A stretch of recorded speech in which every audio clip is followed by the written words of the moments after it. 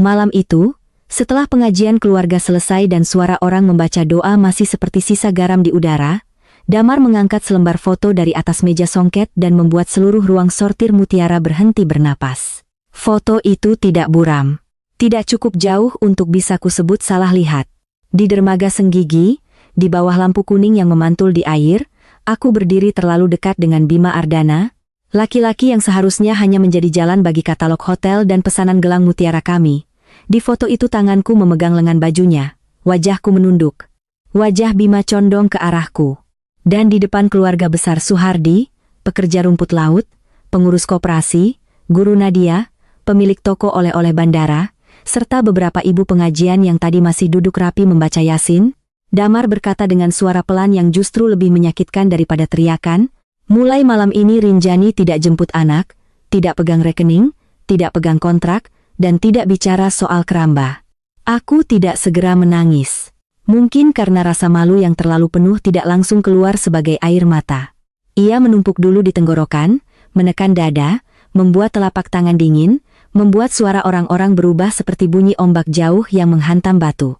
Di atas kain songket merah tua warisan keluarga Suhardi, Ibu Salamah menata benda-benda seperti orang menata sesaji untuk menghukumku, satu peniti kerang mutiara kecil, beberapa lembar catatan koperasi yang sudah dipotong dari buku besar, surat perubahan wali jemput Nadia dari sekolah, dan cetakan kontrak hotel yang namaku sudah tidak lagi berada di kolom pengelola.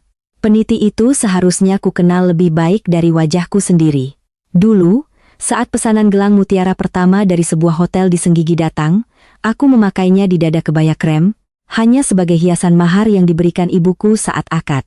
Ujungnya punya satu mutiara agak gepeng, tidak sempurna bulat, dan di bagian belakang ada dua goresan halus berbentuk gelombang, bekas tangan pengrajin tua dari keluarga ibuku. Malam itu, peniti yang diletakkan Ibu Salamah di atas songket terlihat hampir sama, cukup sama untuk membuat semua orang percaya, tetapi ujung mutiaranya terlalu bulat, terlalu licin, terlalu baru. "Ini yang kau jual?" tanya Ibu Salamah. Suaranya gemetar seperti orang tua yang disakiti, padahal matanya tidak basah. "Mahar dari rumah ini kau bawa ke laki-laki lain?" Aku menatap peniti itu. Aku ingin berkata, bukan itu peniti asliku. Aku ingin mengatakan bahwa benda itu tidak punya dua goresan gelombang di belakangnya. Aku ingin bertanya kenapa surat wali jemput Nadia sudah dicetak rapi, kenapa kontrak hotel sudah disiapkan seperti keputusan lama, kenapa catatan koperasi yang diletakkan di meja hanya halaman tertentu, bukan buku utuh yang selama bertahun-tahun kutulis dengan tanganku sendiri.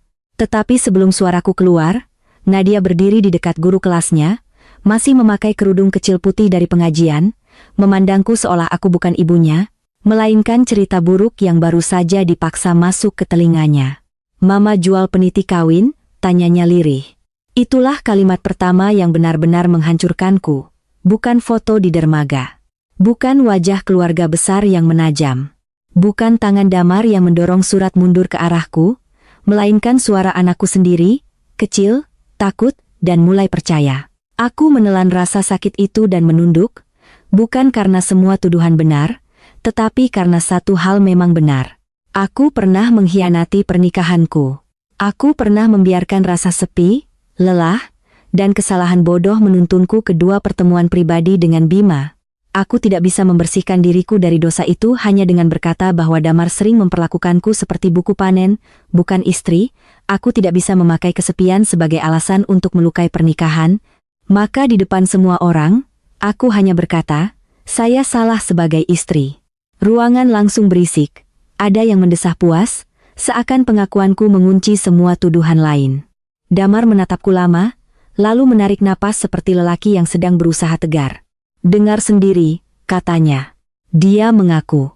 "Aku mengaku salah sebagai istri," kataku pelan, dan untuk pertama kalinya malam itu aku mengangkat wajah. Bukan mengaku mencuri uang nelayan. Bukan mengaku menjual mahar. Bukan mengaku menyerahkan data panen. Beberapa orang langsung saling berpandangan. Ibu Salamah mengetuk meja dengan ujung jarinya. Perempuan yang rusak janji jangan banyak memilih kata. Lalu ia menunjuk ke sudut ruang sortir, ke dekat karung rumput laut basah yang masih mengeluarkan bau asin dan lembab. Berdiri di sana, perempuan yang tidak bisa jaga janji jangan duduk di meja catatan, Kalimat itu bukan baru pertama ku dengar. Dalam rapat keluarga kecil, setiap kali ada keputusan tentang rekening, kontrak hotel, atau harga rumput laut kering, Ibu Salamah sering menyuruhku berdiri dekat karung-karung itu jika ia ingin mengingatkanku bahwa aku hanya menantu, bukan darah Suhardi. Dulu ia berkata dengan senyum tipis, biar Rinjani dekat hasil laut saja, dia lebih teliti timbangannya. Malam ini topeng manisnya sudah tidak diperlukan. Dia tidak boleh pegang anak, peniti, kontrak hotel, atau nama Suhardi, katanya, lebih keras, agar para ibu pengajian mendengar. Aku berdiri di tempat yang ia tunjuk. Bau rumput laut basah menempel di betisku. Damar masih duduk di kursi utama, di bawah foto lama keramba pertama kami, foto yang selalu ia pakai untuk bercerita kepada tamu bahwa Mutiara Teluk Rembulan lahir dari kerja keras keluarga Suhardi. Tidak pernah ia sebutkan bahwa keramba pertama itu berdiri dari uang hasil tanah kecil peninggalan ibuku di Praya, uang yang kuserahkan setelah ia berjanji di depan almarhumah bahwa modal itu akan selalu dicatat sebagai bagian keluarga Rinjani. Aku pernah mempercayai janji itu. Aku bahkan menulis semua catatan panen rumput laut, daftar pembayaran pekerja perempuan, pesanan sabun rumput laut, katalog gelang mutiara, hingga jadwal kirim ke toko oleh-oleh bandara dengan keyakinan bahwa usaha ini rumah bersama. Tetapi beberapa minggu sebelum foto itu disebar, aku sudah melihat satu hal ganjil, pembayaran hotel yang biasa masuk ke rekening koperasi tiba-tiba dialihkan ke rekening baru yang nama penanggung jawabnya bukan aku, bukan koperasi, melainkan sebuah nama usaha kecil yang baru ku dengar dari mutasi bank. Saat itu aku belum berani bicara, bukan karena aku bodoh. Karena rasa bersalah membuat orang mudah merasa tidak punya hak untuk curiga. Aku sempat berpikir, mungkin memang pantas akses email hotelku dicabut. Mungkin memang pantas Damar berkata kepercayaan sudah habis. Mungkin memang setelah apa yang kulakukan, semua kunci sebaiknya dipegang orang lain. Tetapi ketika sekolah Nadia menolak konfirmasiku untuk menjemput anakku 3 hari lalu, karena kontak utama sudah diganti atas nama Damar dan Ibu Salamah, sesuatu di dalam diriku mulai tidak mau diam. Apalagi surat perubahan wali jemput itu malam ini diletakkan di atas songket, dicetak bersih, bertanggal lebih awal dari hari foto dermaga dikirim ke grup keluarga. Mereka pikir aku belum melihat tanggalnya. Mereka pikir aku terlalu sibuk menahan malu untuk membaca. Mereka lupa bahwa bertahun-tahun pekerjaanku adalah membaca angka kecil, tanggal kecil, perubahan kecil, dan kebohongan yang biasanya bersembunyi di pinggir kertas. Tanda tangan, kata Damar sambil mendorong surat mundur itu lagi. Kau tetap Ibu Nadia. Tidak ada yang mengambil itu kalau kau tidak membuat keributan. Aku hampir tertawa mendengar kalimatnya. Tetap ibu, tetapi tidak boleh menjemput. Tetap ibu, tetapi gurunya sudah dipanggil untuk menyaksikan aibku. Tetap ibu, tetapi anakku sudah diberitahu bahwa aku menjual peniti mahar untuk laki-laki lain. Tetap ibu, tetapi ruang hidupku dipagari dengan surat. Kalau aku tidak tanda tangan, tanyaku. Ibu Salamah menjawab lebih cepat dari Damar. Maka besok semua orang di sekotong tahu kau bukan cuma mengkhianati suami. Kau juga mencuri uang koperasi nelayan, menggelapkan pembayaran hotel, dan memalsukan kualitas mutiara. Kau kira pengajian ini kebetulan mengundang orang sebanyak ini? Seorang pengurus koperasi yang duduk di dekat pintu menunduk, Sahrah, pekerja senior ruang sortir yang biasanya paling berani menegur perempuan muda jika salah memilah mutiara, tidak melihat ke arahku. Aku tahu banyak dari mereka percaya pada Ibu Salamah. Di kampung pesisir, perempuan tua yang rajin pengajian dan sering memberi pinjaman kecil kepada pekerja tidak mudah dicurigai. Sedangkan istri yang pernah berselingkuh seperti aku, bahkan jika berkata air laut asin, orang masih akan bertanya apakah ia sedang berbohong. Damar membuka map coklat dan mengeluarkan beberapa lembar cetakan ulasan buruk dari internet, halaman pesanan hotel yang dibatalkan, serta catatan panen yang sudah diberi lingkaran merah. Data ini bocor ke Bima, katanya. Setelah itu beberapa hotel menunda pesanan, toko oleh-oleh minta cek ulang kualitas gelang, uang koperasi tidak cocok, peniti mahar hilang. Apa semua ini juga kebetulan? Nama Bima membuat ruangan semakin panas. Beberapa orang langsung berbisik, aku tidak membela Bima. Aku tidak punya alasan untuk membuatnya terlihat bersih. Ia memang pernah berdiri terlalu dekat denganku, pernah membaca pesan yang seharusnya tidak kutulis, pernah menerima keluhanku sebagai istri yang lelah dan menjawabnya dengan perhatian yang salah. Tetapi Bima tidak tahu jumlah uang koperasi yang kubayar kepada pekerja rumput laut setiap Jumat. Ia tidak tahu letak arsip modal ibuku di laci bawah meja timbang. Ia tidak tahu bahwa peniti mahar asliku kusimpan di lemari mahar hanya pada hari-hari tertentu, lalu kupindahkan ketika Ibu Salamah mulai terlalu sering membicarakannya. Atau mungkin ia tahu sedikit karena aku pernah terlalu percaya kepadanya. Pikiran itu menusukku sendiri. Rasa bersalah bukan hanya membuatku diam, ia juga membuatku curiga pada ingatanku sendiri. Tas Bima diperiksa tadi sore, kata Damar. Peniti itu ditemukan di sana. Ia menunjuk benda di atas songket. Apa kau masih mau bilang dia tidak membawa mahar keluarga? Aku memandang peniti itu lagi.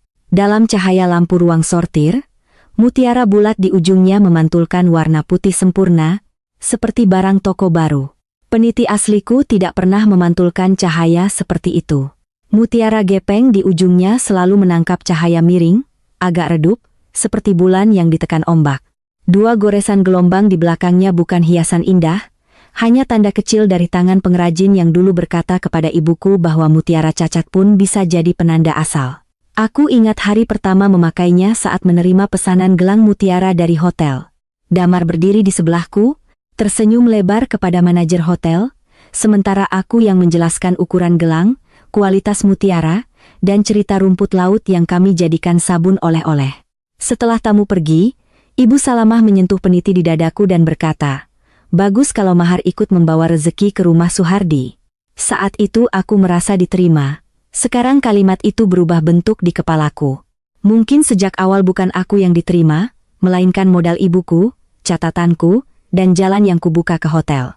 Rinjani, suara Damar melembut, membuat beberapa orang memandangnya dengan kasihan. Aku tidak mau mempermalukanmu lebih jauh, tanda tangan saja. Untuk Nadia. Ia selalu pintar memakai nama anak kami di saat paling sempit.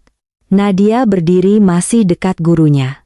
Di pergelangan tangannya tidak ada gelang mutiara kecil yang kubuatkan bulan lalu, gelang dengan simpul benang biru yang ia pilih sendiri. Aku baru sadar. Gelang Nadia mana? Tanyaku tanpa berpikir. Ibu Salamah mendengus. Anak itu malu memakainya, takut dijek sebagai anak dari ibu pencuri mahar. Nadia menunduk, tangannya meremas ujung kerudung.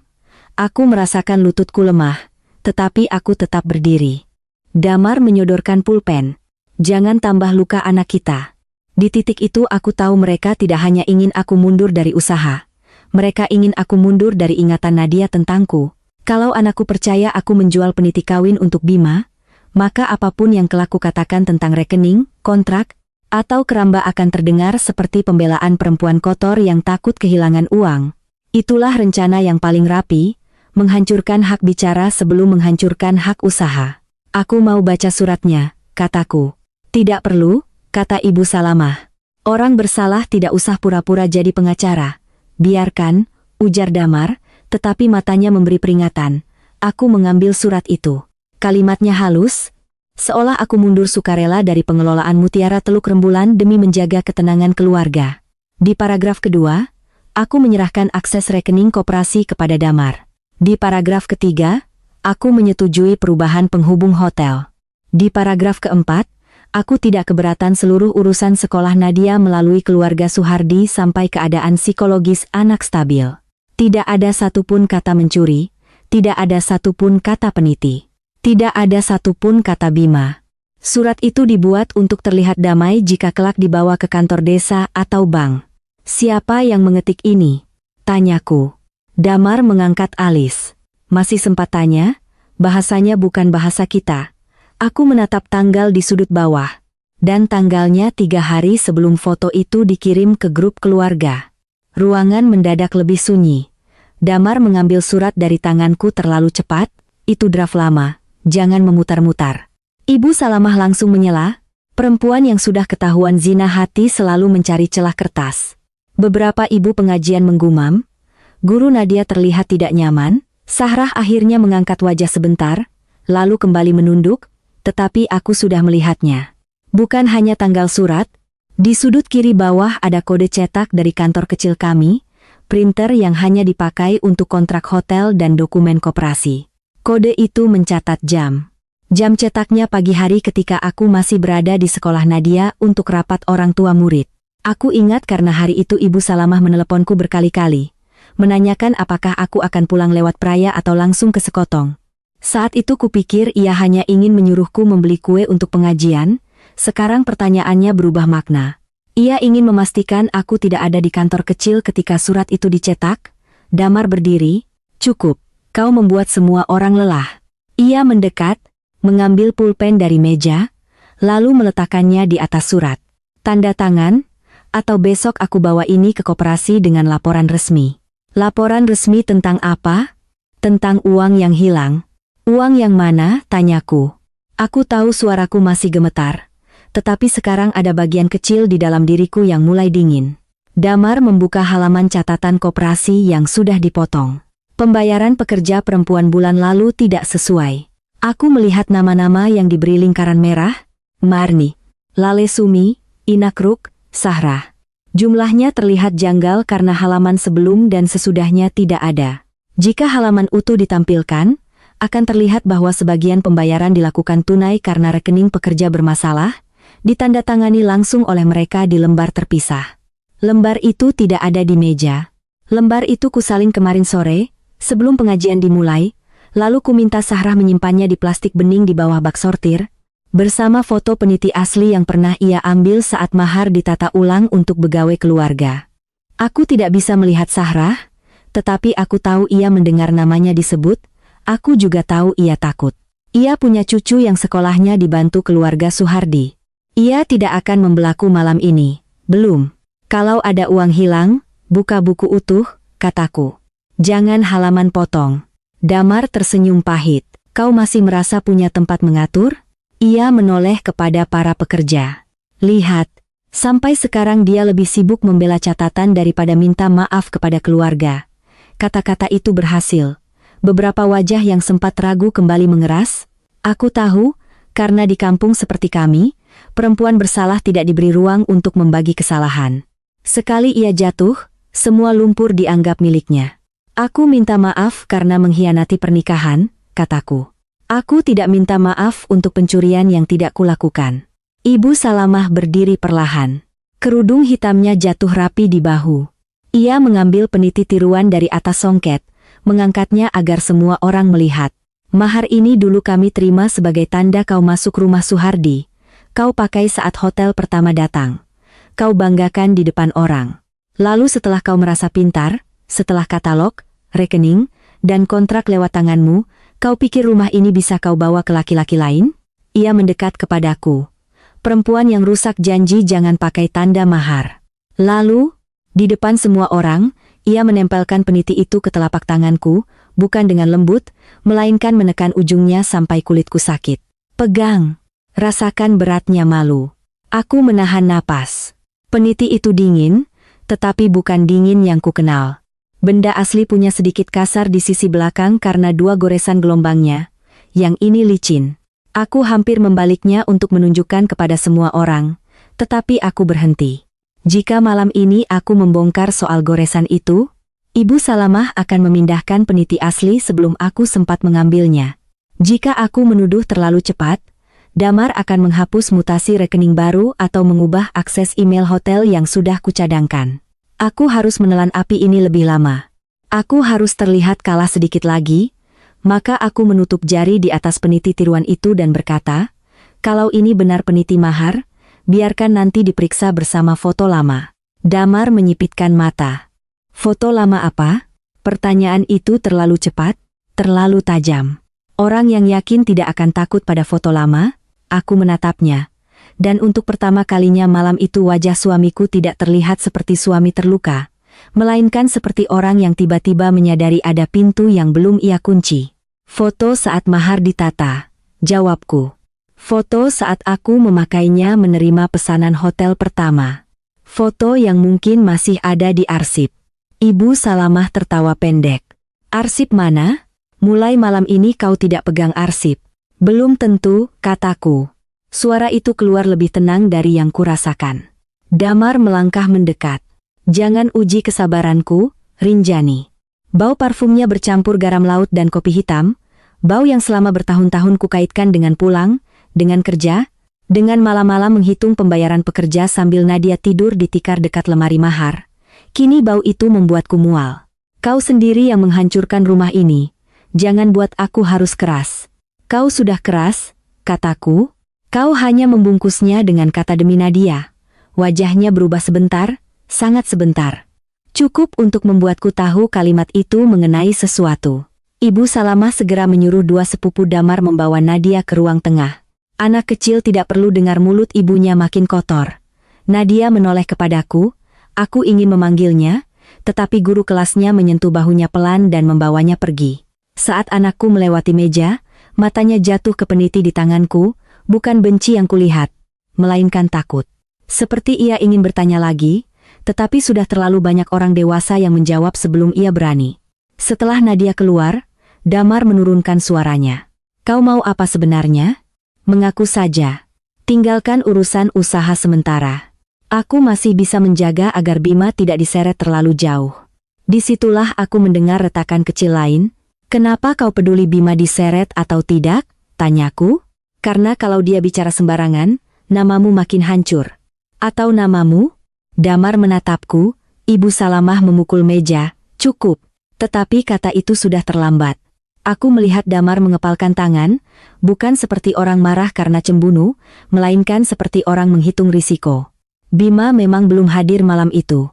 Katanya tasnya sudah diperiksa, katanya peniti ditemukan di sana, katanya ia membawa data panen, tetapi tidak ada Bima untuk menjawab. Tidak ada bukti pemeriksaan tas selain cerita Damar. Tidak ada orang yang menunjukkan kapan peniti itu masuk ke tasnya. Dan yang paling penting, jika Damar ingin menghancurkan Bima sebagai laki-laki selingkuhanku, kenapa ia terdengar seperti ingin mengatur seberapa jauh Bima diseret? Tanda tangan, ulang Damar. Sekarang, aku melihat pulpen itu. Aku melihat surat itu, aku melihat kain songket di meja, catatan potong, kontrak hotel, dan peniti palsu di tanganku. Aku juga melihat sesuatu yang mungkin tidak dilihat siapapun. Di bawah tumpukan cetakan kontrak hotel, ada sudut kertas kecil dengan logo sebuah hotel di Senggigi, bukan hotel lama kami, melainkan hotel baru yang bulan lalu masih dalam tahap negosiasi. Sudut kertas itu memuat tanggal rapat. Tanggalnya lebih tua dari foto dermaga. Lebih tua dari malam ketika Damar katanya baru mengetahui perselingkuhanku. Aku tidak bisa menarik kertas itu tanpa membuat mereka sadar. Jadi aku menunduk, pura-pura menatap surat mundur, dan menyimpan bentuk logo itu di kepalaku. Aku tidak akan tanda tangan malam ini, kataku. Ruangan meledak, Ibu Salamah menyebut namaku seperti kutukan. Damar meraih lenganku, tidak keras sampai meninggalkan bekas, tetapi cukup untuk menunjukkan bahwa di hadapan banyak orang pun ia merasa berhak mengatur tubuhku. Kalau kau keluar dari rumah ini tanpa tanda tangan, jangan harap besok bisa masuk sekolah Nadia. Aku menatap tangannya di lenganku. Surat wali jemput itu dibuat sebelum malam ini, kataku pelan, hanya untuk dia dengar. Jadi jangan pura-pura ini karena aku menolak. Wajahnya memucat setipis kulit kerang. Ia melepas tanganku. Lalu ia tersenyum lagi, senyum yang biasa ia pakai ketika pembeli hotel datang dan ia ingin terlihat ramah. Kau terlalu banyak membaca kertas, Rinjani. Itu penyakitmu sejak dulu, dan kau terlalu sering lupa tanggal, jawabku. Untuk sesaat, kami seperti kembali menjadi suami istri yang saling mengenal cara menyerang paling sunyi. Orang-orang tidak mendengar semua. Mereka hanya melihat aku masih berdiri dekat karung rumput laut basah, masih memegang peniti yang mereka kira bukti kehinaanku, masih menolak surat yang mereka kira jalan damai. Aku tahu malam itu aku tidak akan menang. Aku belum boleh menang. Aku belum punya peniti asli di tangan. Aku belum punya bukti pembelian tiruan. Aku belum membuat Bima bicara. Aku belum memastikan rekening baru itu menerima pembayaran hotel sebelum tuduhan koperasi dilemparkan kepadaku. Tetapi aku sudah punya cukup tanda untuk tidak lagi percaya bahwa aibku adalah awal semuanya. Aibku hanya pintu yang mereka buka ketika rencana di belakangnya sudah siap. Ibu Salamah akhirnya memerintahkan agar lemari mahar dikunci dan kuncinya dibawa ke kamarnya. Damar meminta pengurus koperasi mencatat bahwa aku menolak mundur secara baik-baik. Guru Nadia pamit dengan wajah pucat. Tidak berani menatapku lama. Para pekerja keluar satu persatu, sebagian berbisik, sebagian diam. Sahrah lewat di dekatku paling akhir. Ia tidak berhenti. Ia bahkan tidak menoleh, Tetapi saat bahunya hampir menyentuh lenganku, sesuatu yang kecil jatuh ke dekat kakiku, tertutup ujung karung rumput laut. Aku menunggu sampai semua mata berpaling ke Damar, yang sedang menjelaskan sesuatu kepada pengurus koperasi, lalu aku menunduk, seolah merapikan sandal. Benda itu hanya potongan plastik bening kecil, dilipat rapat, di dalamnya ada selembar kertas sobek dari buku catatan panen asli, dan di sudutnya, dengan tulisan tangan Sahrah yang miring, tertulis satu kalimat pendek, lemari mahar kosong sejak sebelum foto dermaga. Tanganku membeku. Jika lemari mahar sudah kosong sebelum skandal dibuka, maka peniti asli tidak hilang karena Bima, tidak hilang karena aku, dan tidak hilang malam ini. Seseorang sudah mengambilnya lebih dulu. Aku menyembunyikan plastik itu di balik telapak tangan, sementara dari ruang tengah suara Nadia terdengar memanggil neneknya, bukannya aku. Dan saat aku menoleh ke meja songket, Ibu Salamah sedang memasukkan peniti tiruan ke dalam kotak kecil, tersenyum kepada Damar seolah mereka baru saja menutup pintu yang tidak akan pernah bisa kubuka lagi. Aku tidak mengangkat kepala sampai suara sandal terakhir melewati pintu ruang sortir. Karena aku takut jika mataku bertemu mata Damar terlalu cepat, ia akan melihat bahwa aku belum hancur seluruhnya. Plastik kecil dari Sahrah terasa basah oleh keringat di telapak tanganku. Kalimat itu pendek, tetapi seperti kail yang tertancap di tenggorokan. Lemari mahar kosong sejak sebelum foto dermaga. Selama beberapa detik aku hanya mendengar laut dari kejauhan, napas orang-orang yang masih tertahan, dan suara Ibu Salamah mengunci kotak kecil berisi peniti tiruan seolah benda palsu itu sudah menjadi hukum. Damar menyuruh dua sepupunya menutup pintu kantor kecil. Besok pagi kita ke sekolah Nadia, katanya kepada guru yang masih berdiri ragu di ambang ruang tengah. Saya tidak mau ada orang lain menjemput anak saya tanpa izin. Guru itu mengangguk pelan, lalu matanya sempat menabrak mataku. Di sesana tidak ada pembelaan, hanya belas kasihan yang takut. Belas kasihan seperti itu lebih menyakitkan daripada makian, karena ia membuatku tahu bahwa namaku sudah jatuh begitu rendah sampai orang baik pun hanya berani iba dari jauh.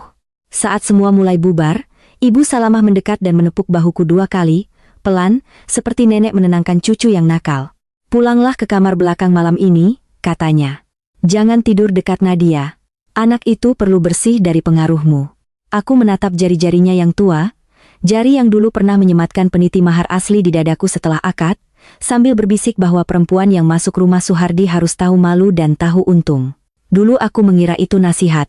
Malam ini aku baru mengerti bahwa bagi Ibu Salamah, tahu untung berarti tidak pernah menagih apapun yang kubawa dari rumah ibuku. Aku mau bicara dengan Nadia sebentar, kataku. Tidak malam ini. Damar berdiri di samping ibunya, wajahnya tenang lagi. Laki-laki itu selalu paling menakutkan ketika sudah berhasil mengatur napasnya. Dia menangis karena kamu. Jangan tambah rusak. Dia menangis karena kalian bilang ibunya pencuri mahar. Karena kau membuat kami harus menjelaskan. Kalimat itu seperti pintu besi yang ditutup di depan wajahku. Aku ingin berteriak bahwa mereka tidak menjelaskan, mereka menanam, mereka tidak melindungi Nadia, mereka memakai ketakutannya sebagai pagar untuk mengurungku, tetapi aku menahan diri. Di balik punggungku, plastik kecil dari Sahrah kuselipkan ke dalam lipatan manset baju. Jika aku kehilangan itu, aku kehilangan bukti pertama bahwa peniti asli sudah dipindahkan sebelum tuduhan dilempar. Aku tidak akan kehilangan lagi, hanya karena mulutku ingin menang malam ini.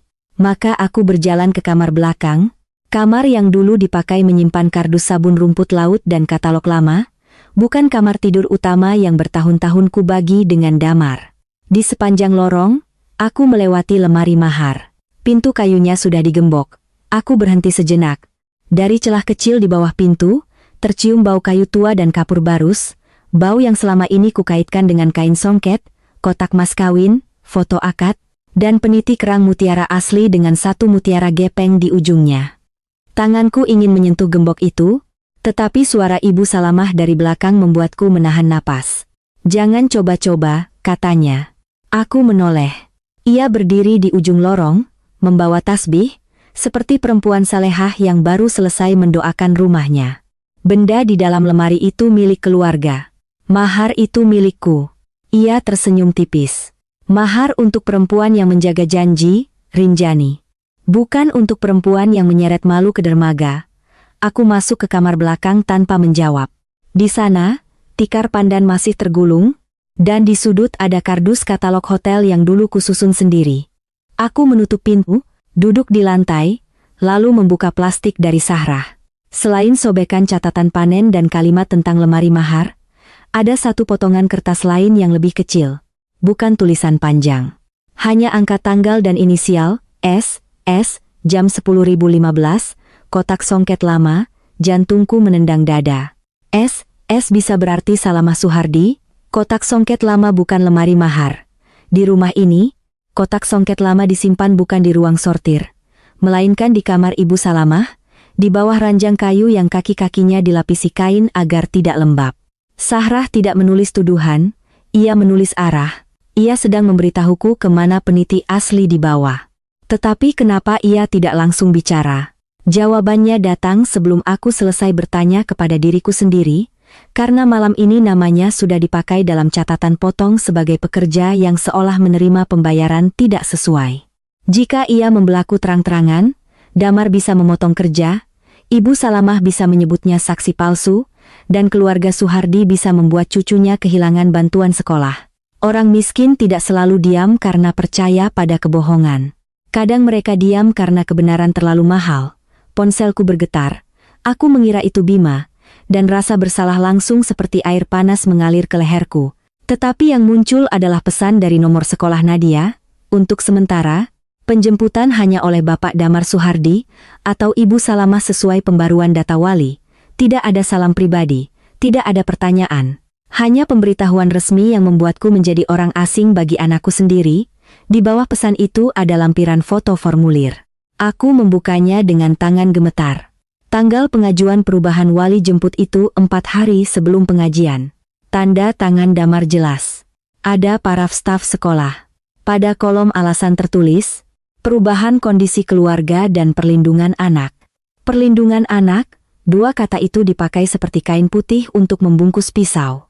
Aku mengambil napas, lalu membuka folder yang kusembunyikan di ponsel, folder yang namanya kubuat seperti daftar belanja, minyak, beras, benang. Di dalamnya ada foto mutasi rekening yang kucetak 2 hari lalu, salinan email hotel sebelum aksesku dicabut, dan foto peniti asli dari arsip lama yang sempat Sahrah kirimkan diam-diam. Peniti asli di foto itu menempel di kain mahar, mutiaranya tidak bulat, bagian belakangnya sedikit terbuka sehingga 2 goresan gelombang tampak samar. Aku memperbesar gambar sampai layar buram. Air mata akhirnya jatuh, bukan karena aku merasa suci, tetapi karena benda kecil itu mendadak lebih jujur daripada semua manusia di rumah ini. Ia tidak berteriak membelaku, ia hanya tetap berbeda. Pagi harinya, aku tidak diizinkan sarapan di meja keluarga. Ibu Salamah menyuruhku mengambil nasi di dapur setelah pekerja rumput laut selesai makan. Supaya mereka tahu kamu masih kami beri makan, katanya di depan 2 sepupu Damar. Aku duduk di bangku pendek dekat ember bilasan mutiara, sementara dari ruang tengah suara Nadia terdengar pelan. Aku mendengar Damar menyuruhnya minum susu. Aku mendengar Ibu Salamah berkata, "Anak baik jangan takut, nenek jaga peniti keluarga." Nadia tidak menjawab, aku berdiri, tetapi salah satu sepupu Damar menghalangi pintu. "Mas Damar bilang Mbak Rinjani jangan bikin anak bingung. Anak itu bukan kertas kontrak yang bisa mereka beri pembatas halaman," pikirku. Tetapi lagi-lagi aku menelan. Jika aku memaksa, mereka akan berkata aku mengamuk. Jika aku menangis di depan Nadia, mereka akan berkata aku memanipulasi anak. Jika aku diam, mereka akan mengisi diamku dengan cerita mereka. Tidak ada jalan yang bersih lagi. Maka aku memilih jalan yang berguna. Setelah mereka pergi ke sekolah, aku masuk ke kantor kecil dengan alasan mengambil daftar pengiriman sabun rumput laut. Akses komputer utama sudah diganti sandinya. Laci email hotel dikunci. Rak katalog yang biasa kususun sudah dipindahkan. Di atas meja, ada kertas kecil bertuliskan tangan Damar. Semua komunikasi hotel lewat saya. Aku menatap kalimat itu lama. Damar tidak pernah suka menulis. Kalau ada surat resmi, ia memintaku menyusun kata. Kalau ada daftar harga, aku yang membuat. Kalau ada email hotel, aku yang membalas. Sekarang ia menulis satu kalimat sederhana itu dengan sangat yakin, seolah bertahun-tahun pekerjaanku bisa dihapus oleh satu catatan. Aku pura-pura mengambil katalog, lalu menunduk ke bawah meja, ke tempat kabel printer lama tersangkut. di sana, semalam aku melihat kode cetak pada surat mundur. Printer kecil itu menyimpan riwayat cetak terakhir jika tombol tertentu ditekan. Damar tidak pernah tahu, karena ia hanya tahu memerintah cetak, bukan memperbaiki mesin saat macet. Aku menyalakan printer tanpa komputer, menekan 2 tombol bersamaan, dan menunggu kertas keluar dengan suara kasar. Jantungku berdegup mengikuti mesin. 1 lembar laporan pendek keluar, tanggal, jam, nama file terakhir, draft, penyerahan, pengelolaan, Rinjani. PDF, jamnya sama dengan kode cetak yang kulihat semalam, tanggalnya sebelum foto dermaga disebar. Aku melipat kertas itu cepat dan memasukkannya ke balik sampul katalog. Baru saja aku mematikan printer, pintu terbuka. Damar berdiri di sana. Sedang apa? Ambil katalog lama. Ia melihat tanganku. Untuk apa? Toko bandara minta foto sabun rumput laut kemarin. Aku pikir masih boleh membantu, atau sekarang sabun juga haram ku sentuh? Matanya menyempit. Jangan pakai mulut tajam. Kau belum paham posisimu. Aku sangat paham. Tidak. Kalau paham, kau sudah tanda tangan. Ia mendekat, lalu mengambil katalog dari tanganku. Aku sempat takut lembar riwayat printer terlihat. Tetapi kertas itu terselip cukup dalam. Damar membuka beberapa halaman, tidak menemukan apa-apa, lalu melemparkannya kembali ke meja. Sore nanti ada rapat koperasi, kau ikut. Krimanya hanya berapa tas siap. Untuk apa? Menjelaskan uang pekerja. Dengan buku utuh? Dengan bukti yang ada. Aku tersenyum kecil tanpa sengaja. Bukti yang dipotong? Tangan Damar menghantam meja. Tidak terlalu keras, tetapi cukup membuat kerang-kerang kecil di mangkuk bergetar. Jangan paksa aku membuka semuanya, Rinjani. Foto itu baru 1. Pesan-pesanmu dengan Bima juga ada, tubuhku menegang. Ya, ada pesan, ada kata-kata yang seharusnya tidak pernah kuketik. Ada kalimat lelah yang kubiarkan menjadi terlalu dekat. Aku tidak tahu apa yang Damar punya. Bima mungkin menyimpan. Damar mungkin mengambil dari ponselku saat aku tidur. Selama beberapa detik, seluruh keberanian kecilku runtuh. Aku melihat diriku dari mata orang lain. Perempuan bersuami yang mengirim pesan kepada laki-laki lain. Perempuan yang berdiri di dermaga Senggigi dalam cahaya kuning. Perempuan yang sekarang mencoba bicara soal rekening agar tampak menjadi korban. Bagaimana jika semua orang benar? Bagaimana jika aku memang tidak pantas dipercaya lagi? Bahkan ketika aku mengatakan sesuatu yang benar, Damar melihat keraguan itu dan memanfaatkannya seperti orang menarik tali jaring. Kau akan hancur lebih parah kalau melawan. Suaranya turun. Terima saja. Aku bisa jaga Nadia tetap menghormatimu sedikit. Menghormati ibu yang kalian sebut pencuri? Itu tergantung sikapmu. Ia keluar setelah mengucapkan itu, meninggalkan bau kopi dan ancaman yang seperti lumut menempel di dinding. Aku duduk sebentar, menekan dada dengan telapak tangan. Inilah bagian paling busuk dari rasa bersalah. Ia membuat ancaman terdengar seperti nasihat. Tetapi saat aku menarik napas, lembar riwayat cetak di balik katalog menyentuh pergelangan tanganku. Kertas itu nyata. Tanggalnya nyata. Aku boleh bersalah sebagai istri, tetapi tanggal tidak ikut berselingkuh. Jam cetak tidak punya rasa malu. Mutasi rekening tidak bisa dipaksa berdoa di pengajian. Sore itu, rapat koperasi dilakukan di balai kecil dekat dermaga kayu. Biasanya aku duduk di sisi meja dengan buku besar, mencatat berat rumput laut kering, pembayaran perempuan penjemur, dan potongan kas. Kali ini Ibu Salamah menyuruhku berdiri dekat pintu, di samping karung basah yang sengaja dibawa dari gudang. Biar dia ingat tempatnya, katanya kepada beberapa ibu yang datang menonton. Kabar itu sudah menyebar cepat melalui grup WhatsApp keluarga dan warga. Ada yang tidak biasanya hadir kini duduk di belakang, berpura-pura ingin tahu soal koperasi, padahal mata mereka menilai wajahku lebih teliti daripada menilai angka. Pengurus koperasi membuka rapat dengan suara kaku. Damar duduk di depan, memakai kemeja putih, tampak lelah, tampak terluka, tampak suami yang bertahan demi anak. Ibu Salamah duduk di sebelahnya dengan tasbih di tangan, di meja. Lagi-lagi ada peniti tiruan itu, diletakkan di atas lembar kain songket kecil seperti lambang dosa. Aku tahu itu palsu. Mereka tahu aku tahu, mungkin belum, atau mungkin mereka yakin tidak ada yang akan peduli pada perbedaan mutiara gepeng dan mutiara bulat ketika foto dermaga sudah membakar telinga semua orang. Kami tidak ingin memperpanjang aib, kata Damar. Tetapi uang koperasi menyangkut banyak keluarga. Lalu ia menunjukkan catatan pembayaran yang sama, halaman yang sudah dipotong. Nama Sahrah disebut pertama. Di catatan ini, ada tanda pembayaran. Namun beberapa pekerja mengaku menerima kurang. Aku melihat Sahrah di barisan belakang, wajahnya pucat. Ibu Salamah menoleh ke arahnya. Sahrah, kamu kemarin bilang tidak menerima penuh, bukan? Ruangan menunggu. Sahrah menelan ludah. Ia menatapku sebentar, lalu menunduk. Saya bilang ada yang belum saya cek, Bu. Ibu Salamah tersenyum, tetapi giginya rapat. Jangan takut, katakan saja. Kita semua tahu siapa yang pegang uang selama ini. Semua mata kembali kepadaku, rasanya seperti kulitku dikupas pelan-pelan. Aku ingin mengeluarkan lembar pembayaran utuh yang kusalin, tetapi aku belum memegang aslinya. Salinan ada pada Sahrah. Jika aku memaksanya sekarang, ia bisa hancur sebelum siap. Maka aku hanya berkata, buka halaman sebelum dan sesudahnya, ada tanda terima tunai terpisah. Damar langsung menjawab, buku besar belum ditemukan. Aneh, kataku, kemarin malam buku itu masih ada di laci meja timbang. Ibu Salamah mendesah keras, lihat. Sekarang dia menuduh rumah ini menyembunyikan buku. Seorang laki-laki dari koperasi berkata pelan, kalau buku besar hilang, sementara catatan potong ada, sebaiknya kita audit.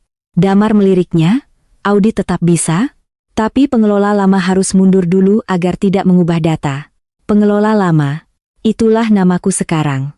Bukan istri, bukan ibu, bukan orang yang menulis setiap berat rumput laut selama bertahun-tahun, hanya pengelola lama yang harus dipinggirkan. Rapat itu tidak memutuskan apa-apa secara resmi, tetapi akibat sosialnya sudah jadi. Setelah rapat, seorang pemilik toko oleh-oleh yang biasa memesan gelang mutiara menemuiku di halaman. Dulu ia memanggilku Bu Rinjani dengan hangat. Sore itu ia berbicara tanpa menatap mataku. Untuk sementara kami tahan pesanan, ya, takut barang jadi masalah. Masalah kualitas? Tanyaku. Masalah cerita? Ia pergi sebelum aku sempat menjawab. Cerita. Di Lombok, kadang cerita lebih cepat merusak usaha daripada barang busuk. Malamnya, aku tidak pulang langsung. Aku berjalan ke arah gudang rumput laut, melewati dermaga kayu yang gelap. Di sana, angin laut lebih jujur daripada manusia, asin tanpa pura-pura manis. Aku membuka ponsel dan mencari nomor Bima. Jempolku berhenti lama di atas namanya. Menghubunginya adalah luka lain. Aku tidak ingin suaranya menjadi alasan baru bagi Damar untuk berkata bahwa aku belum selesai dengan dosa, tetapi sebagian bukti ada padanya. Jika Damar menuduhnya membawa peniti, mencuri data panen, dan menerima uang koperasi, Bima pasti tahu kapan tuduhan itu mulai diarahkan kepadanya. Aku akhirnya mengirim satu pesan singkat. Mereka bilang peniti ditemukan di tasmu. Benar? Pesan itu terkirim, tetapi tidak langsung dibaca. Aku menunggu sambil menatap gelap di bawah dermaga. 5 menit. 10 menit. Lalu balasan masuk, aku tidak menyentuh peniti itu, tas itu ditinggal di mobil Damar saat rapat hotel. Aku membaca kalimat itu 3 kali, mobil Damar. Rapat hotel. Kapan? Tanyaku. Bima membalas lebih lama. 2 hari sebelum fotomu disebar. Darahku terasa mundur dari wajah. 2 hari sebelum foto disebar, peniti tiruan sudah bisa masuk ke tas Bima jika benar tas itu berada di mobil Damar. Aku mengetik, kau punya bukti, lama sekali tidak ada jawaban. Lalu ia menulis, aku punya lokasi dan email rapat. Tapi aku tidak mau ikut tenggelam karena urusan rumah tanggamu. Kalimat itu menamparku karena ada benarnya. Bima bukan pahlawan. Ia laki-laki yang ikut salah, lalu ingin selamat ketika salah itu meledak. Aku membalas, mereka menuduhmu menerima uang koperasi. Kali ini jawabannya cepat, apa? Aku menatap layar. Disitulah aku tahu Damar belum hanya menghancurkanku. Ia sedang menyiapkan Bima sebagai kambing hitam kedua, dan membocorkan data panen. Balasan Bima datang dalam potongan-potongan, seperti napas orang panik. Aku tidak pernah terima uang koperasi. Data panen yang kukirim ke hotel berasal dari katalog resmi. Damar yang minta format baru. Ada emailnya. Aku hampir menekan telepon, tetapi suara langkah membuatku mematikan layar. Sahrah berdiri beberapa meter dariku, membawa keranjang plastik. Jangan lama di sini, katanya tanpa salam. Orang bisa bilang macam-macam? Sejak kapan orang menunggu aku lama untuk bilang macam-macam? Ia tidak tersenyum. Wajahnya terlihat lebih tua daripada kemarin. Kamu dapat kertas itu? Aku mengangguk. Lemari mahar benar kosong sebelum foto? Sahrah melihat ke arah rumah, lalu menurunkan suara. Saya membersihkan lemari sehari sebelum pengajian.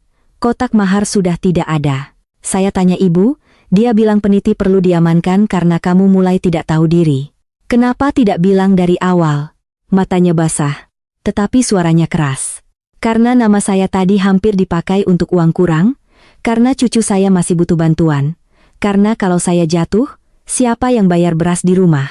Aku terdiam, kemarahanku padanya pecah menjadi rasa malu. Aku terlalu lama bekerja dengan angka sampai kadang lupa bahwa keberanian orang lain juga punya biaya. Sahrah membuka keranjangnya dan mengeluarkan selembar plastik lain. Saya belum bisa bicara di rapat, tapi ini salinan tanda terima pembayaran pekerja bulan lalu. Ada tanda tangan kami, simpan di tempat lain, jangan di rumah. Tanganku menerima plastik itu seperti menerima napas baru. Di dalamnya ada lembar tanda terima tunai, lengkap dengan nama-nama yang tadi dilingkari merah.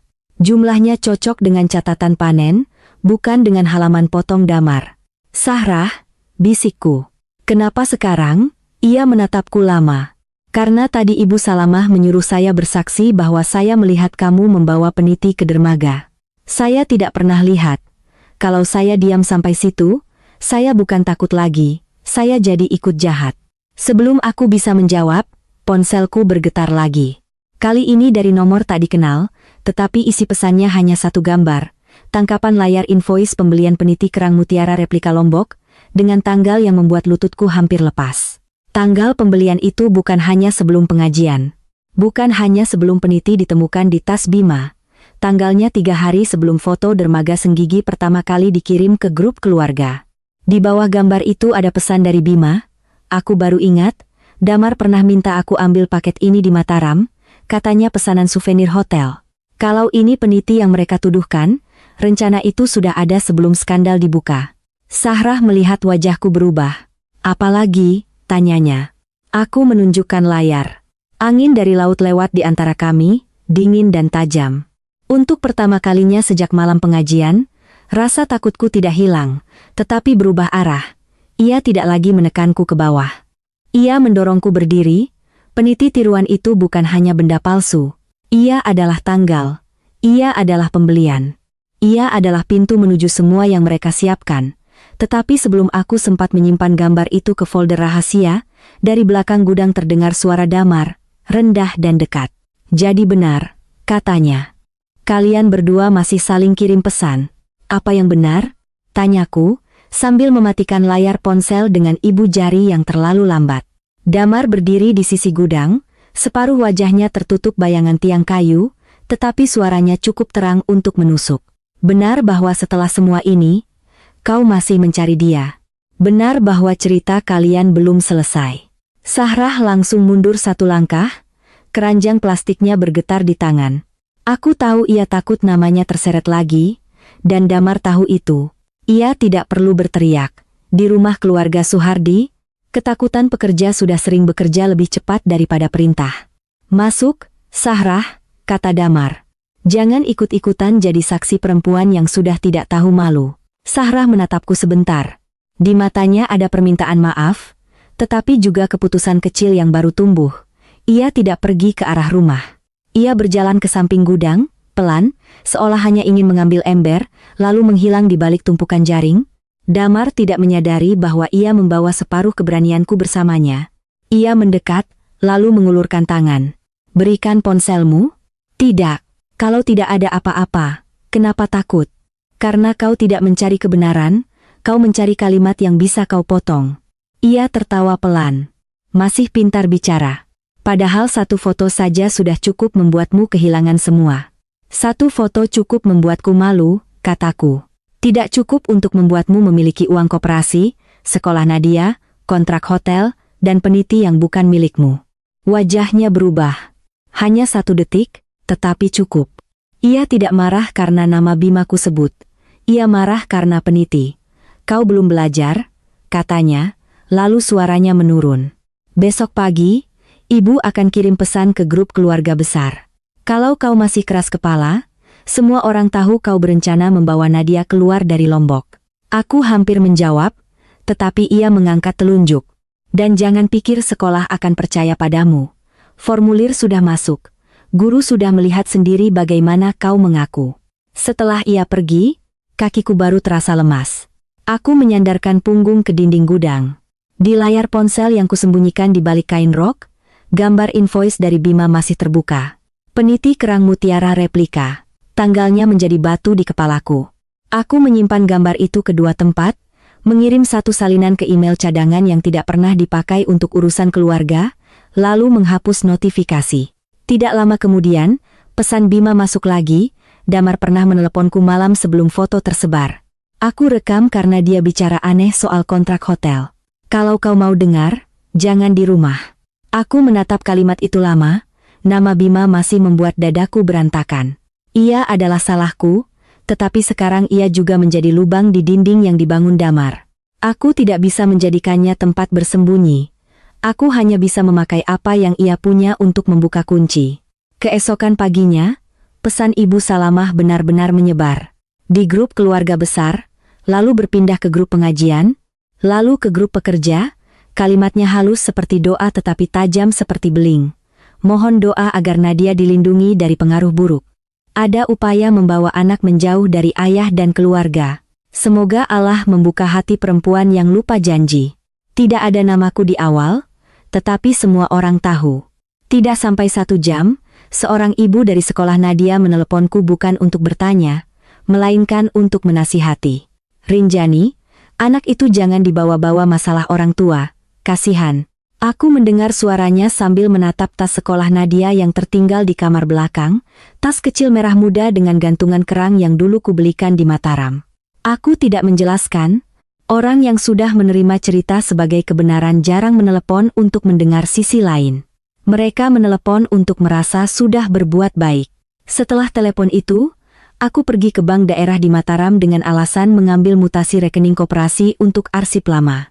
Petugas yang kukenal, Mbak Erna, memandangku lebih lama dari biasa. Kabar sudah sampai lebih dulu daripada aku. Bu Rinjani masih tercatat sebagai pengelola bersama, kan? Tanyanya pelan. Kalau belum diubah resmi, iya. Ia mengecek layar, dahinya berkerut. Ada rekening pembayaran baru atas nama jalur usaha lain. Bukan rekening koperasi utama. Saya tidak bisa buka detail penuh tanpa surat, tapi ada beberapa transfer hotel masuk ke sana. Tanggalnya, ia ragu, saya tidak boleh mencetak tanpa otorisasi. Aku mengeluarkan surat lama dari MAP, surat penunjukan pengelola pembayaran yang dulu dibuat saat hotel pertama bekerja sama. Tanda tangan Damar ada di sana, juga tanda tanganku, juga stempel koperasi. Saya tidak minta uang, saya minta riwayat untuk audit internal. Kalau ada kesalahan, biar jelas. Mbak Erna menatapku, mungkin ia mendengar cerita buruk. Mungkin ia juga melihat perempuan di depannya terlalu lelah untuk pura-pura kuat. Ia akhirnya mencetak ringkasan transaksi, bukan detail penuh, tetapi cukup. 2 pembayaran hotel masuk ke rekening baru 5 hari sebelum pengajian, 5 hari sebelum foto, 5 hari sebelum aku disuruh mundur. Tanganku gemetar saat menerima kertas itu. Bukan karena aku terkejut, melainkan karena untuk pertama kalinya rahasia besar itu mulai punya bentuk resmi. Bukan bisik-bisik, bukan firasat, angka bank, tanggal bank, nama hotel. Dari bank, aku langsung ke sekolah Nadia. Aku tidak memaksa menemui anakku. Aku tahu mereka akan menolak. Aku hanya meminta salinan log perubahan wali jemput. Staf tata usaha awalnya berkata harus ada izin ayah. Aku menjawab, saya ibunya, nama saya masih ada di akta. Kalau nama saya dihapus dari kontak utama, saya berhak tahu kapan. Suaraku nyaris patah saat mengatakan itu. Akhirnya guru kelas Nadia keluar, wajahnya sama pucat seperti malam pengajian. Bu Rinjani, maaf, kami hanya mengikuti formulir dari keluarga. Saya tidak menyalahkan ibu, kataku, meski sebagian diriku ingin menyalahkan semua orang. Saya hanya perlu tanggal penerimaan dan siapa yang menyerahkan. Ia diam lama, lalu masuk kembali. 5 menit kemudian ia memberiku foto log dari layar komputer. bukan cetakan. Saya tidak bisa kasih resmi tanpa kepala sekolah, bisiknya, tapi ini cukup untuk ibu lihat. Di layar foto itu, perubahan kontak utama dilakukan sebelum pengajian. Nama penyerah, Damar Suhardi. Catatan tambahan, disarankan nenek karena ibu sedang tidak stabil. Aku menggigit bagian dalam pipi sampai terasa darah. Tidak stabil, begitulah mereka menamai perempuan yang belum sempat membela diri. Sore itu, aku menemui Bima di warung kecil dekat jalan menuju Senggigi, bukan di tempat sepi, bukan di dermaga, bukan di ruang yang bisa menjadi foto baru untuk menghancurkanku. Ia datang dengan topi dan wajah kusut. Tidak ada kelembutan lama di antara kami. Yang ada hanya dua orang bersalah yang sama-sama takut dijadikan alat. Aku tidak mau masuk urusan rumah tanggamu, katanya sebelum duduk. Kau sudah masuk sejak Damar menaruh peniti di tasmu. Ia menatap meja. Tas itu memang di mobilnya. Setelah rapat hotel, aku turun untuk bicara dengan staf hotel. Damar bilang tasku tinggal saja, aman. Besoknya dia mengembalikan di kantor wisata. Aku tidak buka sampai orangnya datang memeriksa. Orangnya siapa? Sepupu Damar dan satu pengurus koperasi. Mereka bilang ada laporan aku bawa barang keluarga. Ia mengeluarkan ponselnya. Ini log lokasi. Ini email undangan rapat hotel. Ini rekaman. Aku tidak langsung menyentuh ponselnya. Ada rasa hina yang aneh dalam diriku. Dulu tangan itu pernah kugenggam dengan cara yang salah. Sekarang tangan yang sama menyerahkan bukti untuk menyelamatkan hakku sebagai ibu. Hidup kadang tidak memberi alat yang bersih. Ia hanya memberi alat yang ada, lalu menuntut kita tidak berbohong tentang lumpurnya. Rekaman itu pendek, suara Damar terdengar jelas, rendah, seperti biasa ketika ia ingin orang merasa dia sedang memberi kesempatan. Bima, kontrak hotel baru jangan lewat Rinjani dulu. Kondisi rumah sedang susah. Kalau nanti ada pertanyaan soal data panen, bilang saja kau dapat dari katalog. Jangan sebut rekening baru. Bima di rekaman bertanya, rekening baru yang mana, Mas? Damar menjawab, yang sudah kukirim kemarin. Jangan bodoh. Kalau Rinjani ribut, semua orang lebih percaya aku. Di situ darahku terasa dingin. Bukan hanya rekening baru. Damar sudah yakin akan ada saat aku ribut. Ia sudah menyiapkan kalimat sebelum aku tahu ada perang. Kau kenapa merekam? Tanyaku. Bima menghela napas. Karena dia mulai bicara seolah aku ikut rencana bisnis yang tidak ku mengerti. Aku pernah salah denganmu, Rinjani, tapi aku tidak mau namaku dipakai untuk uang nelayan. Itulah alasan ia berbalik. Bukan karena mencintaiku. Bukan karena menyesal sebagai laki-laki dalam perselingkuhan. Ia takut tenggelam lebih dalam. Dan untuk saat itu, ketakutannya cukup berguna. Aku butuh email kontrak hotel, kataku. Semua. Kalau ku beri, kerja sama wisataku bisa putus. Kalau tidak kau beri, mereka akan bilang kau pencuri data dan pemeras. Ia memejamkan mata. Damar sudah bilang begitu? Di depan koperasi. Bima memaki pelan, lalu mengirim beberapa email ke alamat cadanganku. Draft pemindahan kontak hotel muncul satu persatu. Ada satu dokumen yang membuat napasku berhenti. Rancangan kerja sama hotel baru, dengan nama usaha lain yang memakai alamat keluarga Suhardi, dibuat sebelum foto dermaga, kolom penghubung, Damar Suhardi dan Salamah Suhardi, tidak ada namaku. Tidak ada koperasi, tidak ada catatan modal ibuku. Saat pulang ke Sekotong, aku tidak masuk rumah utama. Aku menemui Sahrah di ruang sortir saat pekerja lain sudah pulang. Ia menunggu dekat meja timbang, bukan dekat karung basah. Perubahan kecil itu membuat tenggorokanku sakit.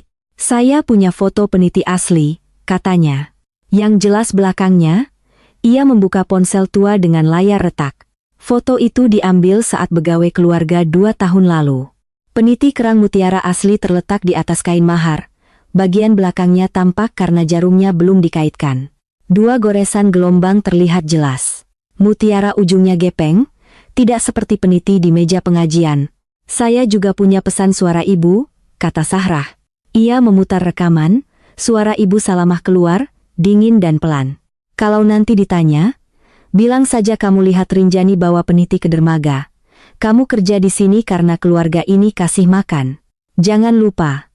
Sahrah mematikan suara itu sebelum selesai. Tangannya gemetar. Saya malu, katanya. Saya hampir bilang iya. Tapi kau tidak bilang. Belum, jawabnya pahit. Saya belum seberani itu. Aku memegang tangannya. Keberanian tidak harus datang penuh. Kadang cukup datang sebelum terlambat. Malam itu kami menyusun bukti di atas meja timbang, salinan tanda terima pekerja, foto peniti asli, invoice peniti replika dari Bima, ringkasan rekening bank, log sekolah, riwayat cetak surat mundur, email kontrak hotel, dan rekaman suara Damar. Semua belum cukup untuk membuat mereka dihukum, tetapi cukup untuk membuat mereka tidak bisa lagi menyebut semua ini akibat spontan dari perselingkuhanku. Aku melihat pola yang makin jelas, lebih dulu rekening baru, lalu perubahan wali jemput, lalu draft kontrak, lalu peniti tiruan, lalu foto dermaga, lalu pengajian keluarga. Aibku bukan api pertama, aibku adalah minyak yang mereka tunggu untuk dituangkan ke lantai yang sudah mereka siapkan. Keesokan harinya, Damar menaikkan tekanan. Pesan dari Ibu Salamah menyebar lagi, kali ini lebih keras, aku disebut berbahaya bagi anak, membuat hotel ragu membayar, dan masih berhubungan dengan Bima untuk menekan keluarga Suhardi. 2 pesanan gelang dari toko bandara dibatalkan. 1 pemilik hotel mengirim pesan dingin, kami menunda pembayaran sampai pengelolaan jelas. Aku tahu itu bukan kebetulan. Damar ingin membuat semua orang lapar cukup lama agar mereka menyalahkanku. Di rumah, Nadia tidak boleh menemuiku. Aku hanya melihatnya dari jauh ketika ia pulang sekolah. Ia membawa buku gambar. Saat mata kami bertemu, ia menunduk, lalu masuk ke kamar Ibu Salamah. Di depan pintu, ia berhenti sebentar dan bertanya sangat pelan, "Nenek, kalau Mama bukan pencuri, kenapa semua orang bilang begitu?" Tidak ada yang menjawab dengan jujur. Ibu Salamah hanya berkata, "Karena Mama belum mau mengaku semuanya. Malam itu aku mengambil keputusan. Aku tidak akan mengejar pembelaan di grup WhatsApp. Aku tidak akan menangis di depan sekolah. Aku tidak akan berdebat di pengajian. Tempat mereka membangun kebohongan adalah ruang ramai yang dikendalikan rasa malu. Tempatku membongkar harus ruang resmi yang dikendalikan dokumen." Aku menemui kepala koperasi keesokan paginya. Laki-laki itu awalnya menolak ikut campur urusan keluarga. Aku meletakkan ringkasan rekening bank, log sekolah, tanda terima pekerja, dan riwayat cetak di mejanya. "Ini bukan hanya urusan ranjang dan foto," kataku. "Ini uang pekerja, pembayaran hotel, hak keramba, dan nama koperasi. Kalau audit tidak dibuka sekarang, rekening baru akan menelan semuanya." Ia membaca satu persatu, wajahnya berubah saat melihat tanggal pembayaran hotel. "Ini sebelum rapat keluarga, sebelum foto disebar. Damar tahu kau punya ini?" "Belum semuanya," ia mengusap wajah. "Kalau saya panggil mediasi, keluarga Suhardi akan marah. Kalau tidak dipanggil, mereka akan memakai koperasi untuk mengesahkan surat mundurku." Kalimat itu membuatnya diam. Akhirnya ia setuju mengirim undangan mediasi, kepala desa, petugas bank daerah, pihak sekolah, pemilik hotel, pekerja sortir, Damar, Ibu Salamah, Bima, Sahrah, dan aku. Tempatnya kantor koperasi nelayan dan perajin sekotong. Bukan rumah Suhardi. Bukan ruang pengajian. Bukan meja songket yang bisa mereka atur. Aku meminta satu hal lagi. Semua dokumen diletakkan di meja depan dan dicatat sebagai bahan klarifikasi, bukan gosip keluarga. Saat undangan itu sampai ke rumah, Damar mendatangiku di dermaga. Senja sedang turun, warna air seperti timah gelap. Ia berdiri tidak jauh dariku, dan untuk pertama kalinya sejak pengajian, wajah suami yang kukenal muncul sebentar. Lelah, marah, mungkin terluka sungguh-sungguh. "Kenapa harus sejauh ini?" tanyanya. "Karena kau membawa Nadia ke dalam ini, kau yang membawa Bima ke dalam pernikahan kita." Aku menerima pukulan itu tanpa menangkis. Benar, aku salah sebagai istri. Aku akan menanggung itu. Tapi aku tidak akan menyerahkan anakku, warisan ibuku, dan kerja bertahun-tahun kepada rencana yang dibuat sebelum kau membuka aibku. Matanya mengeras. "Kau pikir beberapa kertas akan mengubah foto itu?" "Tidak, foto itu tetap benar." Aku menatap laut agar suaraku tidak pecah.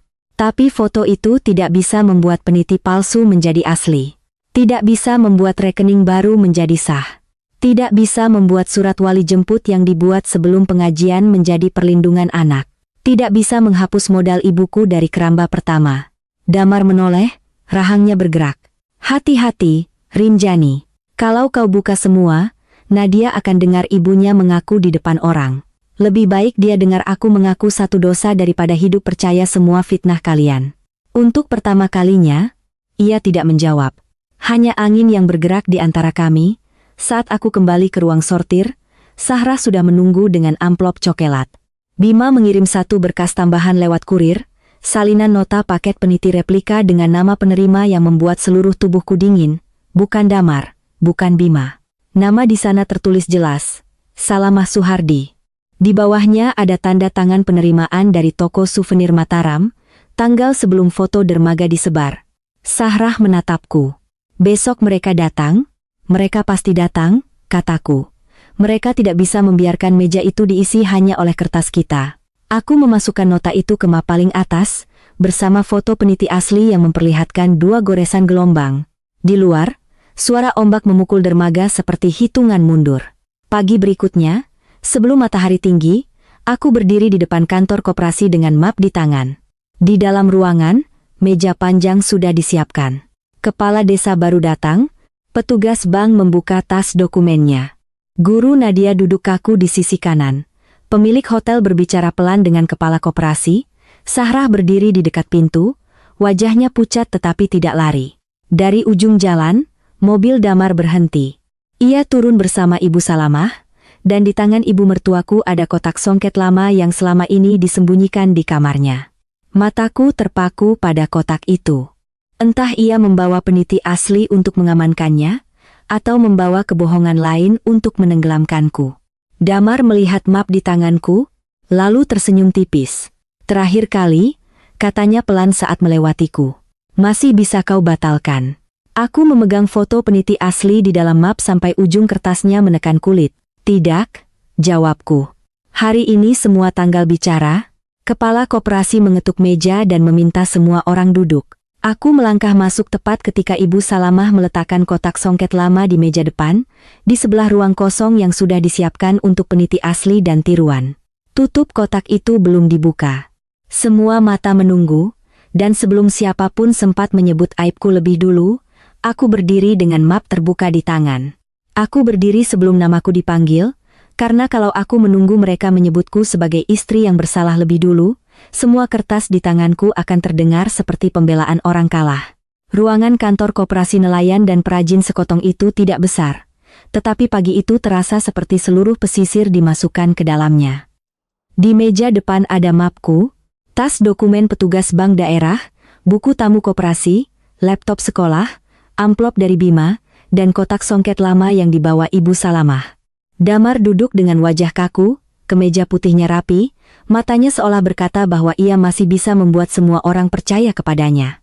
Ibu Salamah duduk di sebelahnya, tasbih melingkar di pergelangan tangan, kotak songket berada tepat di depan lututnya. Sahra berdiri di dekat pintu, pucat, tetapi tidak lari. Bima duduk paling ujung, tidak berani menatapku terlalu lama, seakan ia baru mengerti bahwa dosa yang dilakukan diam-diam bisa dipakai orang lain untuk membangun perang terbuka. Kepala koperasi meminta semua orang tenang. Kepala desa berkata, ini bukan sidang rumah tangga. Ini klarifikasi koperasi, usaha, sekolah, dan kontrak. Aku mendengar beberapa orang bergerak gelisah. Mungkin mereka datang berharap melihat aku dipermalukan lagi. Mereka tidak siap melihat meja yang penuh tanggal. Aku membuka map pertama dan berkata, sebelum saya menunjukkan apapun, saya akan mengatakan bagian yang paling mudah dipakai untuk menghancurkan saya. Saya pernah mengkhianati pernikahan saya. Foto di dermaga Senggigi itu benar. Saya salah sebagai istri. Saya tidak akan menyebut diri saya bersih. Suara bisik langsung naik seperti angin menabrak daun kelapa. Damar menunduk sebentar, memainkan peran lelaki terluka dengan sempurna. Ibu Salamah menghela napas keras, seolah pengakuanku adalah doa yang akhirnya terkabul. Aku menunggu sampai ruangan sedikit reda, lalu meletakkan satu lembar di meja. Tetapi kesalahan saya sebagai istri tidak membuat peniti palsu menjadi asli, tidak membuat uang hotel sah masuk ke rekening baru, tidak membuat surat wali jemput anak yang dibuat sebelum pengajian menjadi perlindungan, dan tidak menghapus modal awal dari keluarga ibu saya. Damar mengangkat wajah. Kau memutar urusan. Tidak, kataku, saya menyusunnya. Aku mengambil foto peniti asli dari map dan meletakkannya di tengah meja. Foto itu memperlihatkan peniti kerang mutiara kecil dengan satu mutiara agak gepeng di ujungnya. Bagian belakangnya terlihat jelas, dua goresan halus berbentuk gelombang seperti tanda kecil dari laut. Ini peniti mahar asli saat mahar ditata di rumah keluarga. Foto ini disimpan Sahra sebelum malam pengajian. Lalu aku meminta kepala koperasi membuka kotak kecil yang berisi peniti yang dulu ditunjukkan Damar dan Ibu Salamah sebagai barang yang ditemukan di tas Bima. Peniti tiruan itu diletakkan di samping foto. Bahkan dari jauh, orang yang mau melihat bisa membedakan, mutiaranya terlalu bulat, belakangnya licin, tidak ada dua goresan gelombang. Ibu Salamah langsung berkata, foto bisa menipu. Barang kecil bisa berbeda karena cahaya. Sahra bergerak. Suaranya mula-mula kecil, tetapi cukup terdengar. Saya yang mengambil foto peniti asli itu, Bu, saat begawai 2 tahun lalu. Saya juga yang membersihkan lemari mahar sebelum pengajian. Kotak mahar sudah tidak ada. Ibu Salamah menoleh tajam. Sahra, hati-hati kalau bicara. Saya sudah terlalu hati-hati, jawab Sahra, dan suaranya pecah.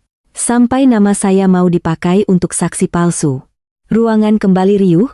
Kepala desa mengetuk meja, aku meletakkan kertas kedua, invoice pembelian peniti kerang mutiara replika Lombok, dari toko souvenir Mataram. Ini bukti pembelian peniti tiruan. Tanggalnya 3 hari sebelum foto dermaga disebar ke grup keluarga. Nama penerima paket, Salamah Suhardi. Ibu Salamah memegang tasbihnya lebih keras. Itu pesanan souvenir. Banyak barang mirip. Kalau souvenir, kenapa dijadikan bukti mahar hilang? Tanyaku. Kenapa peniti yang tidak punya mutiara gepeng dan tidak punya dua goresan gelombang disebut sebagai peniti mahar saya? Damar menyela, karena ditemukan di tas Bima, itu cukup. Bima akhirnya mengangkat kepala. Tas saya tertinggal di mobil Mas Damar setelah rapat hotel. 2 hari sebelum foto disebar. Saya tidak tahu ada peniti di dalamnya sampai orang koperasi memeriksa. Damar tertawa pendek. Sekarang pencuri data mau jadi saksi? Bima mengeluarkan ponsel. Saya bukan orang bersih, tapi saya tidak mengambil uang koperasi dan tidak membeli peniti itu. Kepala koperasi meminta rekaman diputar melalui pengeras suara kecil. Suara Damar memenuhi ruangan. Kontrak hotel baru jangan lewat Rinjani dulu. Kalau nanti ada pertanyaan soal data panen, bilang saja kau dapat dari katalog. Jangan sebut rekening baru. Lalu suara Bima dalam rekaman bertanya, rekening baru yang mana, Mas? Dan suara Damar menjawab, yang sudah kukirim kemarin, jangan bodoh.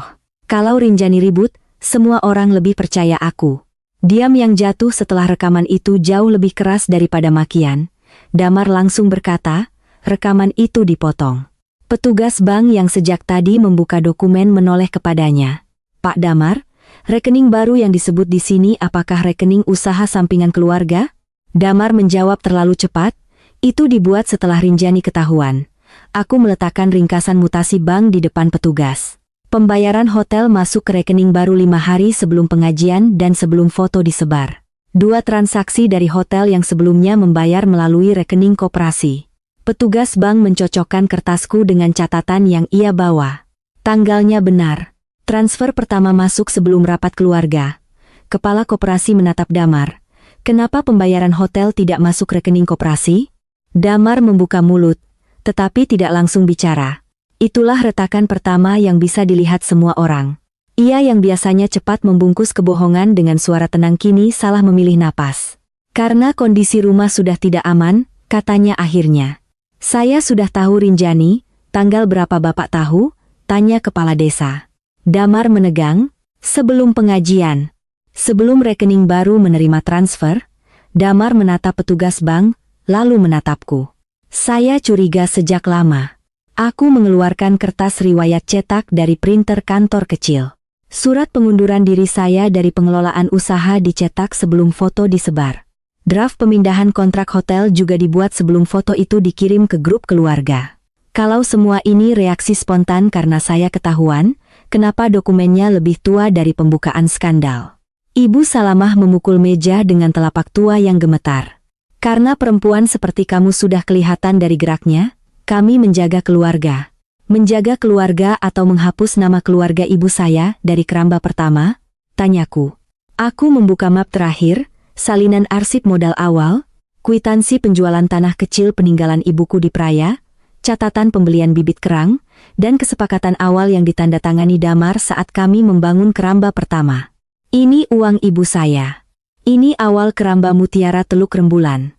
Bertahun-tahun saya membiarkan Damar menjadi wajah usaha karena saya percaya kami keluarga. Tapi ketika saya jatuh sebagai istri, kalian memakai jatuh itu untuk mengambil semua yang tidak pernah kalian akui. Damar berdiri, kursinya bergeser keras. Jangan bawa nama ibumu untuk menutup zinamu. Kata itu seperti batu dilempar ke tengah ruangan. Beberapa orang terkejut. Aku menelan sakitnya. Saya tidak menutupnya. Saya membukanya lebih dulu. Saya berzina hati dan langkah dari pernikahan saya. Saya salah. Tapi uang nelayan bukan zina, peniti palsu bukan zina, rekening baru bukan zina, surat wali jemput Nadia yang dibuat sebelum pengajian bukan zina. Guru Nadia menunduk, lalu dengan suara kecil berkata, log sekolah memang menunjukkan perubahan kontak utama masuk sebelum malam pengajian, alasan yang ditulis, perlindungan anak karena ibu tidak stabil. Kepala desa bertanya, siapa yang menyerahkan formulir? Guru itu menjawab, Pak Damar. Ibu Salamah menyela, saya menyarankan karena saya neneknya. Anak itu harus dijaga. Aku menatapnya. Dijaga dari apa, Bu? Dari ibu yang belum kalian beri kesempatan menjawab, atau dari kebenaran bahwa peniti asli tidak pernah dijual? Kepala koperasi menunjuk kotak songket lama di depan Ibu Salamah. Bu Salamah membawa kotak itu, apa isinya? Ibu Salamah memeluk kotak itu seketika, seperti seseorang memeluk bayi. Ini barang keluarga, tidak perlu dibuka di depan orang. Tadi ibu sendiri membawa kotak itu ke meja mediasi, kata kepala desa, kalau berkaitan dengan peniti mahar dan tuduhan, sebaiknya dibuka. Damar menoleh ke ibunya, matanya memberi perintah diam, tetapi sudah terlambat. Semua orang melihat, Ibu Salamah tidak mau membuka kotak yang katanya tidak penting. Tangan tua itu gemetar saat kunci kecil dikeluarkan dari ujung selendang. Ketika tutup kotak songket lama terbuka, bau kapur barus dan kain tua naik ke udara. Di atas lipatan songket kuning pudar, ada peniti kerang mutiara kecil. Mutiaranya tidak bulat. Agak gepeng di ujung, aku tidak perlu menyentuhnya untuk tahu. Tetapi petugas koperasi mengambil sarung tangan plastik dari petugas bank, membalik peniti itu hati-hati, dan seluruh ruangan melihat dua goresan halus berbentuk gelombang di belakangnya. Tidak ada yang langsung bicara. Bahkan laut di luar seperti menahan bunyi. Ibu Salamah menutup matanya. Damar mundur setengah langkah. Aku merasa dadaku terbuka, bukan karena lega, melainkan karena luka yang selama ini mereka tutup dengan fitnah tiba-tiba terlihat semua orang. Itu peniti asli, kata Sahrah. Saya ingat goresannya. Kepala desa menatap Ibu Salamah. Mengapa peniti asli ada di kotak ibu? Sementara keluarga diberitahu peniti itu dijual dan tiruannya ditemukan di tas Bima, Ibu Salamah menjawab pelan, saya mengamankan mahar keluarga. Dengan membeli tiruan sebelum skandal dibuka, tanyaku. Ia menatapku dengan kebencian yang akhirnya tidak dibungkus doa. Kamu tidak pantas memegangnya. Mungkin, kataku. Tapi itu tidak membuat ibu berhak memalsukannya. Kata-kata itu membuat sesuatu runtuh di wajahnya. Bukan penyesalan, kuasa. Ia tidak lagi terlihat seperti perempuan tua yang menjaga kehormatan, melainkan seseorang yang ketahuan mengganti benda kecil untuk mengunci hidup menantunya. Kepala koperasi meminta semua dokumen dicatat. Petugas bank menyatakan rekening baru harus dibekukan sementara untuk audit internal karena menerima pembayaran hotel yang terkait dengan koperasi tanpa persetujuan pengelola bersama. Pemilik hotel, yang sejak tadi diam, berkata bahwa pembayaran berikutnya akan ditahan sampai kepemilikan dan penghubung resmi jelas. Guru Nadia meminta maaf dengan suara pecah, dan mengatakan sekolah akan memulihkan namaku sebagai kontak wali setelah kepala sekolah menerima hasil mediasi tertulis. Aku tidak merasa menang ketika mendengarnya. Aku hanya merasa ruang yang menindih dadaku sedikit bergeser. Damar masih mencoba bertahan. Semua ini tidak mengubah pengkhianatan Rinjani, katanya. Saya suami yang dikhianati, saya berhak melindungi anak dan usaha dari orang yang tidak bisa dipercaya. Aku menatapnya lama. Kau berhak marah, kau berhak terluka, kau bahkan berhak tidak memaafkanku. Tapi kau tidak berhak memakai lukamu untuk mencuri jalan masuk ke rekening, kontrak, keramba, dan kepala anak kita. Ia ingin menjawab, tetapi rekaman suaranya sendiri sudah duduk di meja seperti saksi yang tidak bisa disuap. Kepala desa menutup mediasi dengan keputusan sementara. Rekening baru dibekukan untuk audit. Dokumen pemindahan kontrak tidak sah sampai diperiksa. Hak jemputku dipulihkan bersama Damar dengan jadwal tertulis. Kotak mahar disimpan sementara di koperasi sebagai barang bukti. Dan catatan pembayaran pekerja akan diverifikasi dari lembar tanda terima yang dibawa Sahrah. Ibu Salamah diminta menyerahkan kunci lemari mahar dan tidak lagi menyimpan dokumen usaha. Ia memandang kepala desa seolah penghinaan itu lebih besar daripada semua fitnah yang pernah ia lemparkan kepadaku. Sahrah menangis setelah tanda tangan berita acara. Bima keluar lebih dulu, berdiri di bawah pohon ketapang. Saat aku lewat, ia berkata, "Aku akan kehilangan 2 hotel setelah ini." Aku tahu. Aku tidak minta dikasihani. Aku juga tidak bisa memberi itu. Ia mengangguk.